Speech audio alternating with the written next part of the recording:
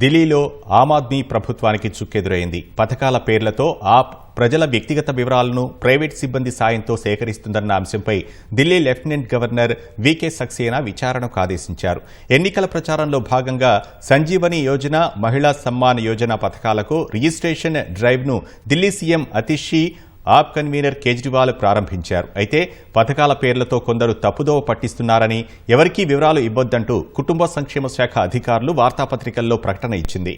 ముఖ్యమంత్రి ఆదేశాలు ఉన్నప్పటికీ సంబంధిత శాఖ అలా ప్రకటన చేయడంపై అతిషి తీవ్రంగా మండిపడ్డారు. సంబంధిత ప్రభుత్వ అధికారులపై చర్యలుంటాయని హెచ్చరించారు.